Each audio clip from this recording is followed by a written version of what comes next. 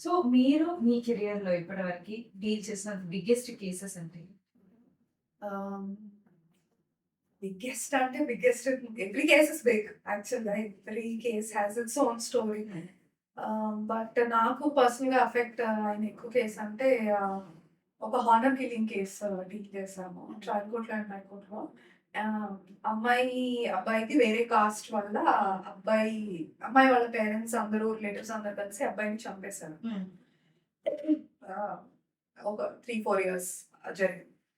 And ఇది ఎక్కడో తెలియని దాంట్లలో జరుగుతుందంటే కాదు. Everybody is educated. అబ్బాయి ఎడ్యుకేటెడే, అమ్మాయి ఎడ్యుకేటెడే. వాళ్ళిద్దరూ వాళ్ళ జాబ్స్ వాళ్ళు చేస్తున్నారు. వాళ్ళు ప్రొఫెషనల్ ఫీల్డ్‌లో వాళ్ళున్నారు. పెద్ద కంపెనీస్ ఉన్నాయి వాళ్ళకి. అయినా గూడా just because there is caste అబ్బాయిని చంపేశారు. It's not that he is not earning. He has a big company to him.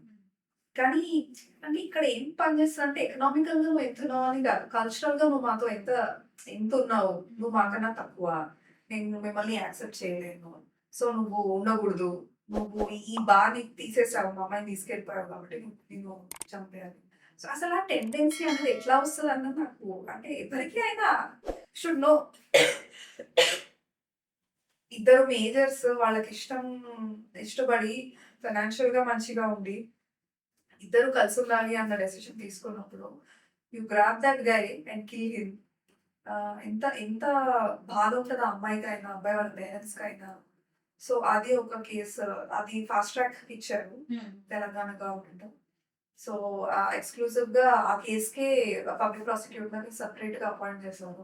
మంచి చార్జ్ షీట్ వేశారు. విట్నెస్‌లందరూ కూడా స్ట్రాంగ్‌గా ఉన్నారు. ఐ విట్నెస్‌లు ఉన్నారు. సో, అది ఆల్మోస్ట్ 2 ఇయర్స్ అని ఆల్మోస్ట్ ఎండ్‌లో ఉంది. హ్మ్. కన్విక్షన్ అంటే జడ్జ్‌మెంట్ ఎప్పుడో అప్పుడు రావాలి. హ్మ్. Very times. Okay. Next case.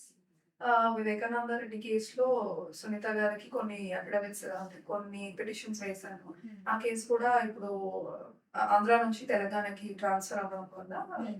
తన కేసెస్ కూడా డీల్ చేస్తుంది. ఓకే. సో, అయితే ఇలాంటి బిగ్ కేసెస్ డీల్ చేసుకున్నప్పుడు మీకు థ్రెట్స్ ఏమి ఉండవండి? అది సినిమాలలో చూపిస్తారు గానీ, సో దేర్స్ ఎ డిఫరెన్స్.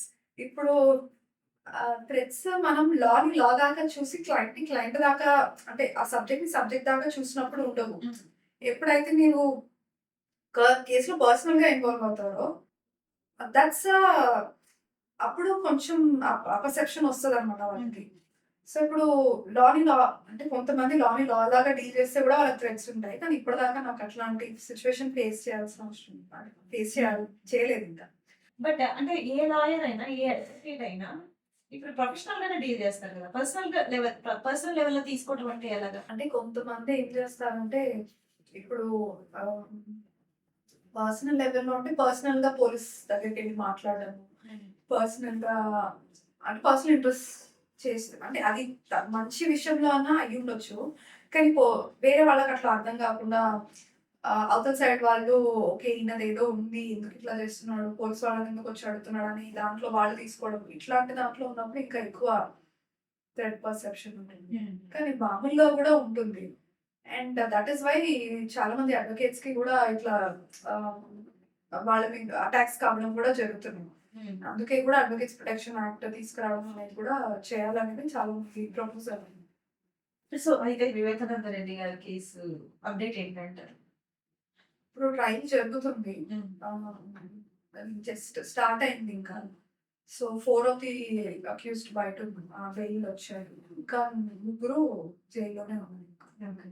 అంటే రీసెంట్ టైమ్స్‌లో అంటే ఎలక్షన్ క్యాంపెయిన్స్‌లో వైఎస్ షర్మిల గారు నరికి, నరికి, నరికి, నరికి, నరికి, నరికి, నరికి, నరికి అని 7 సార్లు చెప్పారు గదా! సో, నిజంగానే అది ఎంతవరకు ట్రూత్ అంటారు? ఎంతవరకు ఫ్యాక్ట్ అంటారు? అంటే ఆమె చేసిన కామెంట్‌కి I don't have anything to say. But 7 times అన్నారు కాబట్టి మీరు 7 టైమ్స్ అనంగా నాకు చార్ట్ షీట్‌లో నేను చదివిన 7 టైమ్స్ స్టాంప్డ్ అనేది గుర్తొచ్చింది. సో, చార్ట్ షీట్‌లో కూడా 7 టైమ్స్ 7-8 టైమ్స్ అన్నది ఉంది. మేబీ ఆ రిఫరెన్స్‌లో ఆవిడ అనుకుంటారు. ఈ చార్జ్ షీట్ ఫైల్ చేసేటప్పుడు అసలు basic necessities to involve in charge sheet ఏంటి? ఒకటి అంటే ఒక అక్యూజ్డ్‌కి ఈయన అని చెప్పడానికి మా దగ్గర ఏం ప్రూఫ్ ఉంది. ఫోన్ రికార్డ్స్ అయినా కానివ్వండి, సీసీటీవీ ఫుటేజెస్ అయినా కానివ్వండి, evidence forensic are scientific evidence అయినా కానివ్వండి, ఆర్ ఇవన్నీ అయిన తర్వాత ఈయన చెప్పడానికి ఎంతమంది విట్నెస్లు ఉన్నారు, ఆ విట్నెస్ల charge sheet is one, evidence అంటే అలిగేషన్స్ అంటే how do you connect that person to this crime. Second is witness statements అంటే ఎంతమంది ఈ పర్సన్ అని చెప్పారు, ఎంతమంది చూశారు. And third thing is material objects అంటే ఇప్పుడు చంపడానికి ఉపయోగించిన కత్తో లేకుంటే దాన్ని సీజ్ చేయడం. And material objects play very important role. దాంట్లో మనకి ఫింగర్ ప్రింట్స్ ఉంటాయి, దాని ఎగ్జామినేషన్స్ ఉంటాయి, లేకుంటే ఫోన్ సీజ్ చేయడం, ఏదన్నా అంటే మర్డర్ చేసిన ఆబ్జెక్ట్ సీజ్ చేయడం. సో ఈ మూడు కలిపి వేసిన ఛార్జ్ షీట్స్ చాలా ఎఫెక్టివ్ ఉంటుంది. డీల్స్ విత్ ఇందాక మీరు అన్నారు కదా 7 మెంబర్స్ మీద ఫైల్ చేసి 4 మెంబర్స్ బెయిల్ వచ్చింది. 8 members. 8 మెంబర్స్ 4 మెంబర్స్ బెయిల్ వచ్చింది. సో ఈ బెయిల్ వస్తే ఇఫ్ ఆ క్రైమ్ వాళ్ళే చేసి ఉంటే బెయిల్ రావటం వల్ల విక్టిమ్ ఫ్యామిలీకి అఫ్ కోర్స్ అన్యాయం జరిగినట్టే కదా. అంటే అన్యాయం అంటే ఇప్పుడు కోర్టు కూడా కొన్ని కండిషనల్ బెయిల్ ఇస్తుంది. ఇప్పుడు లా అనేది ఇట్స్ నెవర్ వన్ సైడ్. ఇద్దరికి అంటే ఫేర్ ట్రయల్ అని అంటాం జనరల్ గా. అంటే అక్యూజ్ కి ఫేర్ ట్రయల్ ఉంటుంది, విక్టిమ్ ఉండాలి, అందరికీ ఉంటుంది.